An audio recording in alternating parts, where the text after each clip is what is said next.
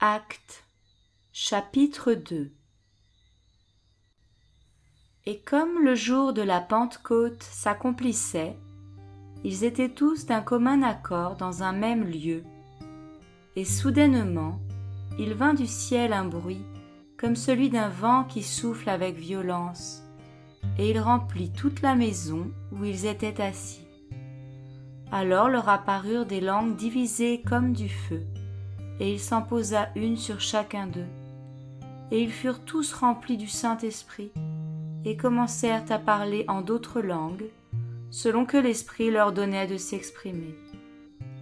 Or, il y avait, demeurant à Jérusalem, des Juifs, hommes pieux de toutes les nations qui sont sous le ciel. Et après que ce son eut lieu, la multitude vint ensemble et fut confondue de ce que chacun les entendait parler dans sa propre langue. Ils étaient tous surpris et dans l'admiration, se disant les uns aux autres : « Voici, tous ces gens qui parlent ne sont-ils pas galiléens ? Et comment les entendons-nous chacun dans la propre langue dans laquelle nous sommes nés ?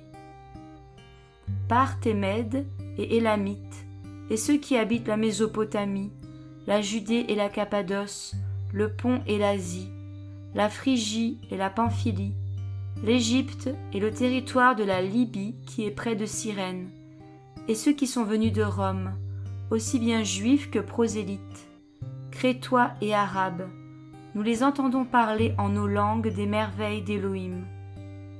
Or, tous étaient étonnés et en perplexité, se disant l'un à l'autre : « Qu'est-ce que cela veut dire ?»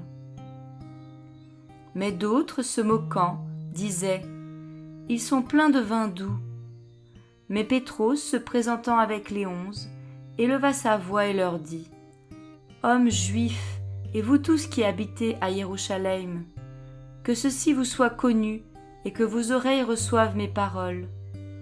Car ceux-ci ne sont pas ivres comme vous le supposez, car c'est la 3e heure du jour. Mais c'est ici ce qui a été dit par le moyen du prophète Joël. Et il arrivera dans les derniers jours, dit Élohim, que je répandrai de mon esprit sur toute chair, et vos fils et vos filles prophétiseront, et vos jeunes gens auront des visions, et vos vieillards auront des rêves. Et même en ces jours-là, je répandrai de mon esprit sur mes esclaves, hommes et femmes, et ils prophétiseront, et je donnerai des prodiges en haut dans le ciel, et des signes en bas sur la terre, du sang et du feu, et une vapeur de fumée.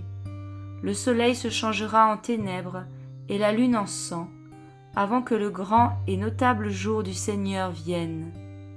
Et il arrivera que quiconque invoquera le nom du Seigneur sera sauvé. Hommes israélites, écoutez ces paroles. Yehoshua le Nazaréen, homme désigné d'Élohim parmi vous, par les miracles, les prodiges et les signes qu'Élohim a produits par lui au milieu de vous, comme vous-même vous le savez. Celui-ci, livré selon le conseil déterminé et selon la prescience d'Élohim, vous l'avez pris et vous l'avez fait mourir, l'ayant attaché par le moyen des mains des violeurs de la Torah. Élohim l'a relevé, ayant rompu les douleurs d'enfantement de la mort, parce qu'il n'était pas possible qu'il soit retenu par elle.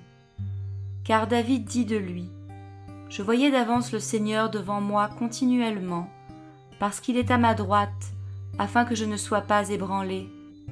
C'est pourquoi mon cœur s'est réjoui et ma langue a exulté, et même encore, ma chair demeurera sur l'espérance. Car tu n'abandonneras pas mon âme dans le Hadès, et tu ne permettras pas que ton sein voie la corruption. Tu m'as fait connaître le chemin de la vie, tu me rempliras de joie dans ta présence. Hommes frères, qu'il soit légal pour moi de vous parler avec liberté au sujet du patriarche David, et qu'il a fini, et qu'il a été enseveli, et que son sépulcre est au milieu de nous jusqu'à ce jour. Étant donc prophète, et sachant qu'Élohim lui avait promis avec serment que, du fruit de ses reins, il suscitera selon la chair le Machia, pour le faire asseoir sur son trône. Prévoyant cela, il a dit, concernant la résurrection du Machia, que son âme n'a pas été abandonnée dans le Hadès et que sa chair n'a pas vu la corruption.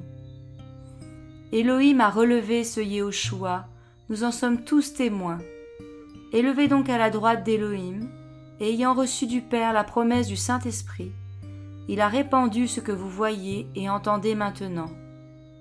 Car David n'est pas monté dans les cieux, mais lui-même dit, « Le Seigneur a dit à mon Seigneur, assieds-toi à ma droite, jusqu'à ce que j'aie mis tes ennemis pour le marchepied de tes pieds. » Que toute la maison d'Israël sache donc avec certitude qu'Élohim l'a fait, et Seigneur et Machia, ce Yehoshua que vous avez crucifié.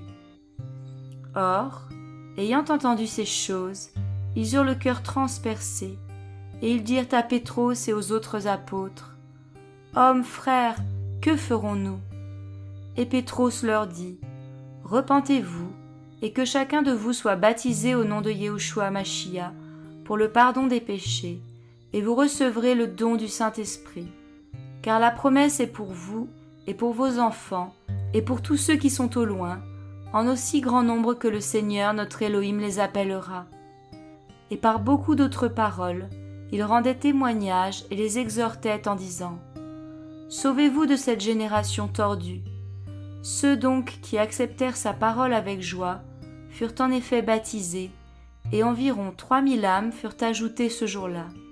Et ils persévéraient tous dans la doctrine des apôtres, dans la communion fraternelle, dans la fraction du pain et dans les prières. Et toute âme avait de la crainte, et beaucoup de prodiges et de signes se produisaient par le moyen des apôtres. Mais tous ceux qui croyaient étaient ensemble dans le même lieu, et ils avaient toutes choses communes. Et ils vendaient leurs propriétés et leurs possessions, et les distribuaient à tous selon que chacun en avait besoin. Chaque jour, persévérant d'un commun accord dans le temple, et rompant le pain dans chaque maison, ils prenaient leur repas avec allégresse et simplicité de cœur, louant Élohim et trouvant grâce auprès de tout le peuple. Et le Seigneur ajoutait chaque jour à l'assemblée ceux qui sont sauvés.